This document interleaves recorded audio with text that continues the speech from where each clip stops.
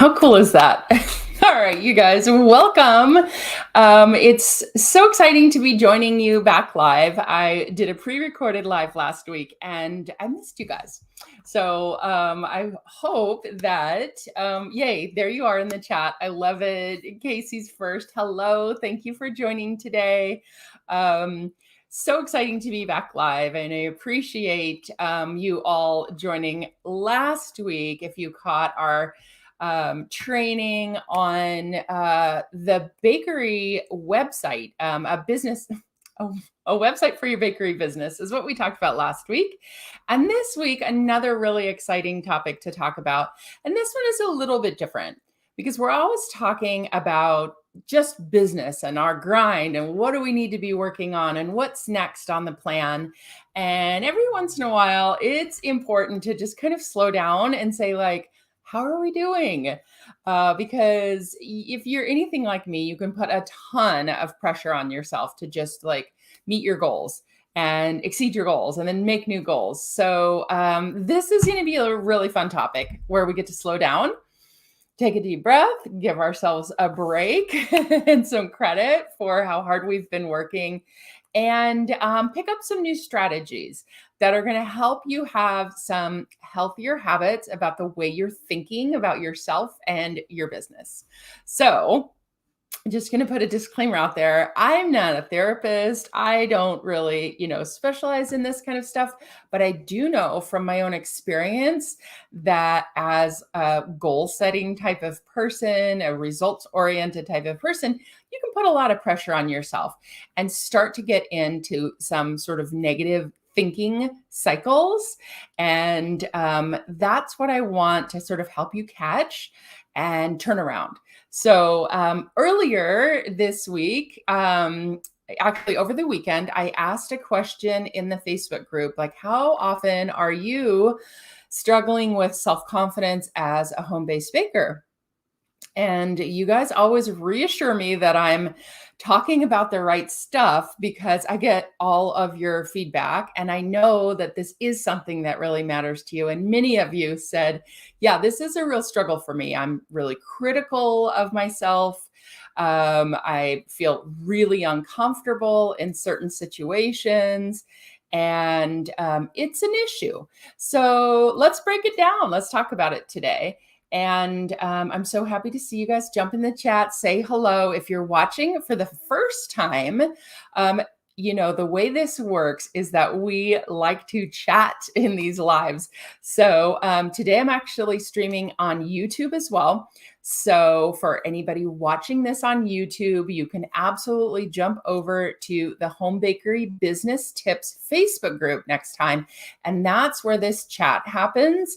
And that's where you can jump in and ask your Q&A. It's a great community where we have lots of regulars showing up, just working on their businesses every week. And these resources, these training resources, happen every Monday at 2 p.m. Central Time. As you guys know, because here you are in the chat. Hey, Wendy, it's so nice to see you here. I love that you are one of our regulars joining us every week to just work on your business. And hey, Casey, I'm glad to see you here too. And if you haven't opted in to StreamYard, then it just shows Facebook user, but hello to you, Facebook user. I'm glad you guys are here. So we're live on Facebook, we're live on YouTube, and we're talking about imposter syndrome. That's what it's technically called. If you haven't heard that term, it basically kind of loosely means just feeling a little bit like a fraud and just questioning yourself and how good you are. And, it's a sort of like fear of being found out. And while it's not like a real diagnosable illness, it is something that home-based bakers and creative type of people struggle with a lot because, as creative people, we're putting ourselves out there. We're making something that we feel really good about, but, who knows if the person that you're making it for is going to appreciate it the way you do. We're artists. And that can leave you feeling a little bit vulnerable. So that's okay, because the most important thing to take away from today's training is you are not alone. Especially judging by the conversation that's going on inside the Facebook group, a lot of you are struggling with this. And so the best way to deal with it is to just talk about it. So I had to steal a quote from that conversation because one group member said, I have to remember I bake because I love it, not because I'm seeking validation from others. It's hard though. And so I would love to know in this chat if that resonates with you. Do you feel like you think like that? Or you try to push back thoughts like that? I know that is always one of my worries, especially like in the wedding cake business when there's so much on the line. I would worry, very frequently about whether the brides were going to like their cakes as much as I did, or if I accomplished what they were going for. But the imposter syndrome can run a little bit deeper than that. So what I wanted to do here with you is to take a little quiz. And I'm going to read some scenarios, and I want you to chime in over in the chat if you can, if you're not driving and if you're not baking. I want you to chime in and just say yes, or let's call it true or false. We'll say true or false. So I'll read a scenario and let's just see where you guys are at with this. Okay, so true or false, if you've been in this position before, if you've been thinking this before, number one, I often worry that people will find out I'm not a good baker. Now, I'm sure you're a great baker, but do you worry that people might find out that you're not a good baker, that you might feel like a fraud in some way, like I'm just not good enough to be doing this? So if that's something that you often think, let me know by putting true. Okay, false. True or false? Very good. Casey's got the hang of it. Awesome. Okay. That's a sort of a maybe less common one. How about this one? I have a hard time accepting compliments about my baking. So if somebody gives you a compliment about your baking, do you tend to like discredit it and be like, oh yeah, well, that's easy. Anybody could do it. Or yeah, but it's not that hard. Do you have a hard time accepting compliments about your baking? True or false in the chat? True. Yeah. Casey says true. And Facebook user says true. Okay. That one's a little bit more, people resonate with that one a little bit more. A hard time accepting compliments about your baking. How about this one? Promoting my baking on social media or sharing positive customer comments feels like bragging. What do you think about that one? Does promoting yourself, like if you were to take a screenshot of something somebody said about you that was really nice, like Allison, you are an amazing baker, that I could use to really promote my business. And it would be a really powerful testimonial from a customer. But would I post that and feel like, yeah, I'm bragging? Some of you say false. Some of you are saying true, kind of mixed on that one. Okay. Awesome. Good participation, you guys. How about, what about this one? If somebody says I'm not doing great, wait, let me rephrase that. If somebody says I'm doing great, I think they don't know what they're talking about. What do you guys think about that one? A false. Okay. Couple of trues. And then this is really the kind of the imposter syndrome in a nutshell. I feel like I need to be perfect because if I make one small mistake, I'll disappoint everyone. How many of you feel like that? Like you just have to be perfect, like you're obsessing over your business. Maybe you're even delaying getting started because you feel like it's not perfect yet. There's a true that just popped in, another so true. I think that was for this question. Like you're just holding, Casey says true, true, true. All right, that's what we're talking about. This is what I want to know because there is, hang tight. I've got 3 tips, very usable tips to help you change that thinking around. So you want to get going with this business, right? I mean, that's why you're in this group. That's why you're showing up for these lives. That's why you're working so hard on your business. But if your thinking is holding you back and you're just like kind of crippling yourself with that statement, I feel like I need to be perfect because if I make one small mistake, everybody will be disappointed. That's not going to help you grow your business and get better. So that's why I've put together a couple of tips. So the first one, this is a tip, and I said it earlier, but I'm going to say it again as a tip, and that is to recognize that you're not alone. So when you feel yourself thinking something like that, you first and foremost want to say like, this isn't just me. I'm not a bad baker. Everybody feels like this sometimes. Asking home-based bakers how they feel about their self-confidence doing their business, it's pretty predominant that a lot of people are feeling like this. So just knowing that you're not alone is a strategy to help you deal with it. Okay, so that's my first tip, is to remind yourself that a lot of bakers feel like this.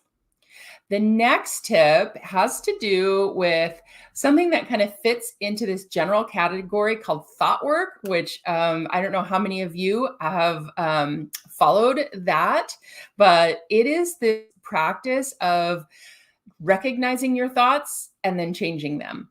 So it's really powerful in business. I use it all the time. If I say something like, if I think a negative thought about how many followers I might get this month or how many blog posts I can write. If I say, oh my gosh, four's too many, that's kind of overwhelming. Like I would stop myself in my tracks and switch my thinking. So this thought work technique that you can use when you notice yourself saying something negative about your ability or whether you deserve the success that you're going for, is to recognize that's a negative thought.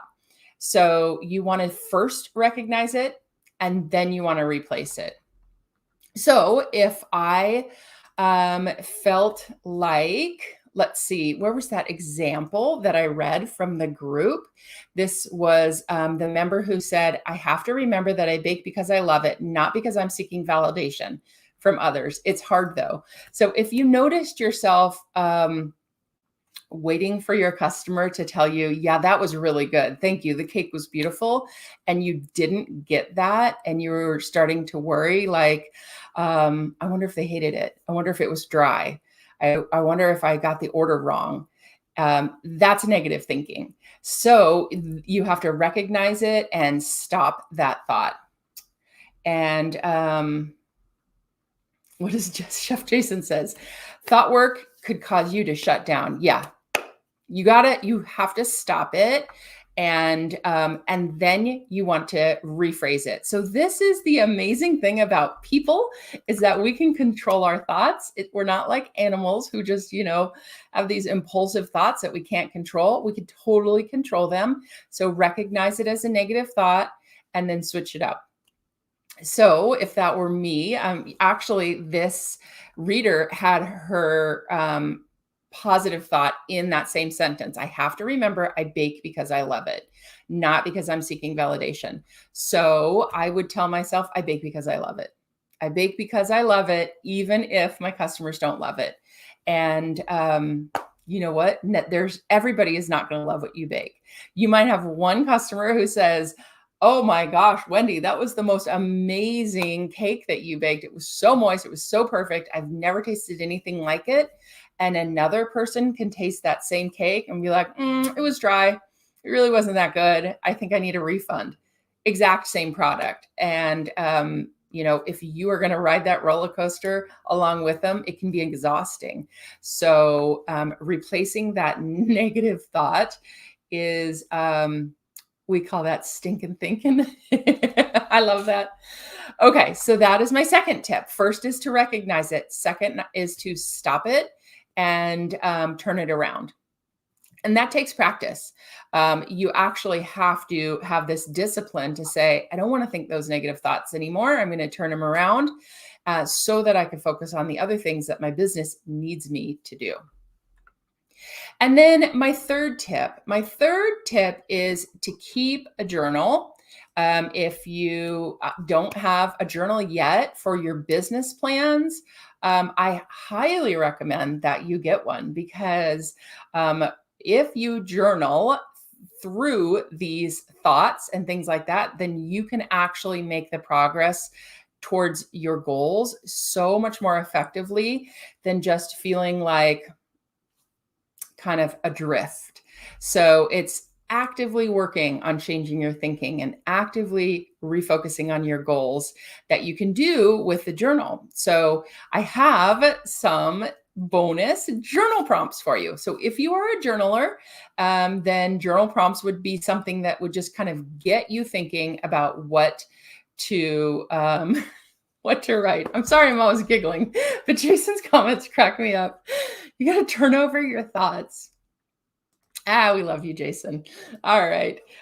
So here are some journal prompts. Now, if you're not a journaler and you're like, that's a little too woo-woo for me, hang in there, because you might actually find that some of these are going to be really helpful. So I recommend trying it. And the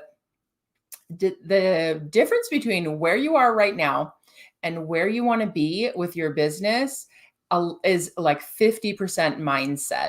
And that mindset is a muscle that needs work, just like going to the gym. And a journal is how you do that. So here are some journal prompts to help you start to work through some of your imposter syndrome type of thoughts. So journal prompt number 1, it would be to list all the good things that you have to offer. And you're really reminding yourself of what's special about you and why you decided to open your bakery, or you're planning to open your bakery, why you are called to do that to begin with. It starts with reminding yourself and being clear on what is unique and special about you.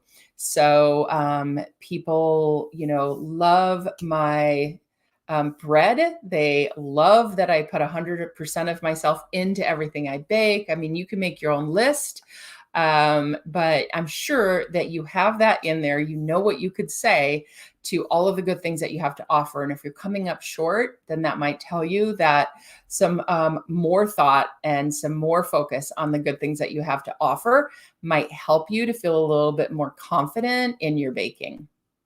Okay, another journal prompt is to name your feelings. So I know this is a little on the woo-woo side, but I promise you this really does work. So this one is to say, like, I feel, and then you fill in the blank. It's okay to feel, fill in the blank. Everyone feels like that at some time, at some point. So let's use that customer who didn't reply after we delivered them a cake, and you're starting to worry, like, was it too dry? Did I get the frosting wrong? I mean, maybe it didn't taste good. Then you could use that journal prompt instead of just churning through that anxiety and worrying. You could say, I feel vulnerable. It's okay that I feel vulnerable. Everyone feels vulnerable at times. And that's one way that you can work through it. And just remind yourself that everybody feels that way. Another journal prompt. What steps can I take to silence my inner critic? And that's really what it's all about, your inner critic. So what could you do to silence your inner critic?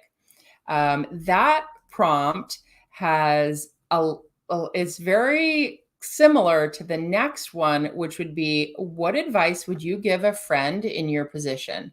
So if you had a friend who just started their home bakery and she was in that position, what would you tell her? Well, I would probably tell them, like, don't worry about your customers' feedback. Just be confident in what you're baking, test your recipe, get people that you trust to try it and give you honest feedback. When you get that recipe to the place that you like it and you're baking consistently, then sell it, knowing that it's good and not waiting for that feedback, because the feedback is going to be different from every person. So you just have to believe that your product is really good. And if it's not really good, then maybe you want to go back to the drawing board and make a few changes, a fluffier buttercream, a softer cake. I'm on a cake binge today because I've got cake on the brain. But whatever it is that you bake, you really want to make sure that you're doing the best version that you can so that you can confidently sell it and not wait for that customer feedback and beat yourself up about whether you are good enough to be selling. Okay, so there were 4 journal prompts that you can work on to work through your imposter syndrome or your feelings of self-doubt. So, what we've talked about so far is, what is imposter syndrome? And very briefly, it's just this feeling that you're not quite good enough, or you fear that somebody's going to find you out as being some sort of fraud, which is completely in your head. And why we're so susceptible to it. Because we're artists, we're creative people, and it does make you feel pretty vulnerable. And then we read through that quiz with some true and false scenarios to help you identify whether you might be victim of imposter syndrome thinking. So, of course, there is a full blog post where you can read a little bit more tips for how to manage imposter syndrome. And I'm going to drop that in the chat right now so that you can click on that link and go to the blog post, read a little bit more about it and some other tips that I have for allowing yourself to focus on the positive sides of growing your business and not getting wrapped up in the self-doubt that can come along with doing this business in a very competitive field.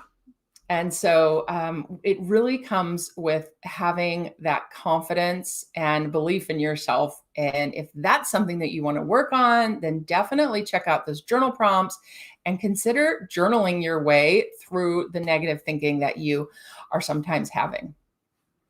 Now, I am curious to hear from you. If you have any questions, now is the time.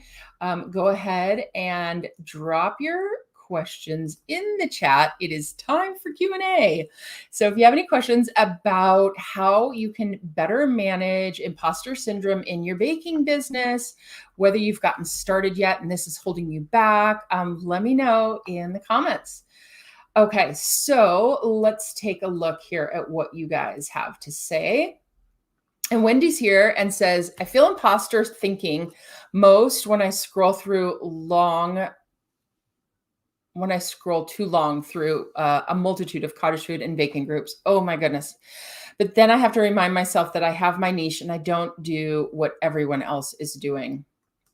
Social media can be a really big one for making, triggering those kind of thoughts, because there are a lot of people who are showing up on social media with the best of intentions to say, I had a great event.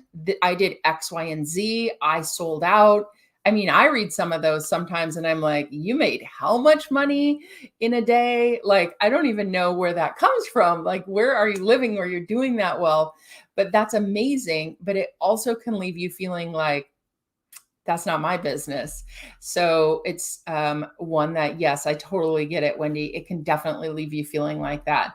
I would ask you, though, what you get out of those cottage food and baking groups, and make sure that that's your focus. So I like them too. There's a couple that I really love.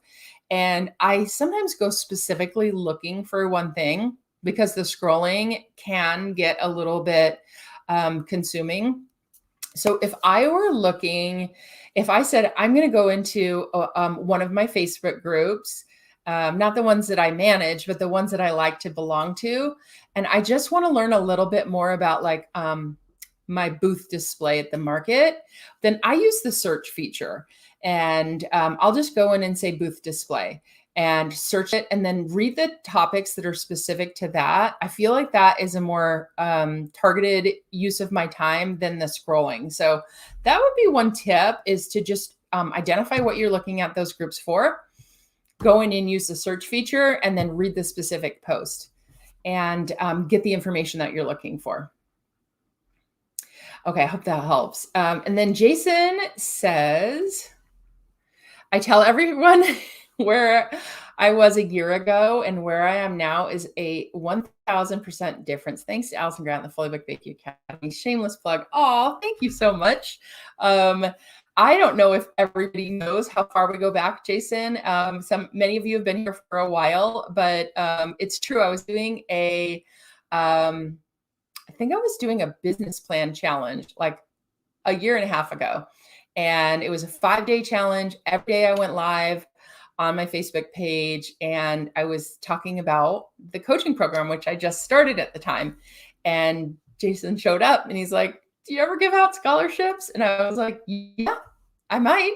Let that conversation for a while. And now Sweet Mission Cookies is I wish you could come on. In fact, I might have to interview you one time because I will save the story for an actual on-air interview, but it's a really successful business and Jason worked really hard. We're all really proud when he shows up in the and now I can't make your thing go away. There it goes. Okay. Great suggestion. That was helpful. Good, Wendy. I'm so glad to hear it. All right. And then Casey says, "I totally get that, Wendy. Sometimes I'm just like, wow, how can you make that much? I have to remind myself that one day I can be there, just not right now." Personal goal. The other thing that I think really helps to remind yourself is you don't know how long that person's been in business. If I were to look at 1 year in business, Allison, and 15 years in business, Allison, it was a dramatic change. I didn't know how to manage production. I didn't have the confidence in my recipes. I didn't have the organization down. I would not have been able to churn out the amount of product that I did in the beginning that I was able to do towards the end. And so all of your skills improve as you go. And that makes it so that you can have these amazing posts where people say, "I sold this much," and you're looking at their products and you're like, "Everything you're making is beautiful." There's room in the market for all different types of bakers. So whether you are just getting started or you're really specific and you got a dog treat business or you're organic or you're gluten-free, and it looks like everybody wants to talk about the sugar cookie baker or something like that, there really is room for everybody. In fact, I might argue that there's more room for those super specific type of niches to begin with. So yeah, it's just a process to get to where you see other people. Those are goals, and goals are a good thing to have. So I'm glad you chimed in on that one as well. All right, you guys, if you have any more questions or comments, drop them in the chat right now. And let's see, I gave you the link for our blog post of the week. And if nobody has any other questions, this is our first time going live on both YouTube and Facebook. And every week there's a different topic that we're talking about. It's not always a mindset topic. Next week, do you want a sneak peek of what next week is? I don't usually do this, but I will. Next week, oh my goodness, you guys, this is the perfect one. We've been waiting. I have been working on this post for months and months and months. Next week is bakery packaging solutions from A to Z. So you name it, product, I have given you links and packaging options. We're going to talk about how do you package one cinnamon roll? How do you package 6 cinnamon rolls? What's the best way to sell individually packaged items at the farmer's market? How do you bulk package? It's all about packaging next week. And I'm going to be including links so that you can just get on there and order it if you like the looks of these packaging solutions that I have for you. So I'm super excited about next week's training. And a couple last minute questions. Let's jump back over the chat. This user says, my niche is more of a Southern sweet pound cake, egg pie, peach cobbler, and key lime pie. I'm not a decorator, so I stick to what I'm good at. Yeah, so this is a perfect example of what I was talking about, not everybody is that same type of baker, those like beautifully decorated sugar cookies. I'm just using that as an example today. It's a different skill set than what it takes to make an egg pie or a key lime pie or a peach cobbler. That sounds amazing. And I can tell you just by reading your menu that you could have a following just on those selections that you put in there, because it tells somebody a lot about what you bake. And I suspect that might be Michael, but I'm not sure. Okay. And that's exciting. And I want to encourage you guys to stay in your niche. I think that's so important to have that identity because it really does help you to stand out. This user says, what time does this show normally broadcast? 2 p.m. Central Time every Monday. It's always recorded and saved into the guides section of this group. So if you can't make it, just scroll up to the top of the group. Right below the cover photo, you will see a lot of different features in the group. It'll say like members, events, and then it'll say guides. And there are like 20 plus topics that we've talked about. Many of them are great to go back and rewatch because there's some really good training in there. And if you miss it, that's where you can find it. Thank you for asking so that everyone can benefit from the answer. Casey says, oh, good. I can't wait for next week. That's a constant struggle. I know it is. And that's how it ended up on my content calendar, because a lot of people have asked for it. And Jason says, I also want to remind people wherever you are in your business is where you're supposed to be for now. Competition doesn't exist because not everyone will like my product. So the customers that I have were meant for me. That's a really, really good way to think about it. Whatever it is that you bake, you're going to find customers for. You might not find them right away. And that is very tempting to say, it's me. It's my product that's not working, but that's actually not it. It's your strategy to find your customers. But whatever it is that you do, there are people out there who want exactly that. So a good reminder and a thank you from a Facebook user. And thank you guys for joining this week. As usual, I look forward to seeing you all here next week. Same time, same place. I'll see you next week where we're going to be talking all about bakery solutions, bakery packaging solutions from A to Z. Thanks for joining me this week. Have a great week, everyone.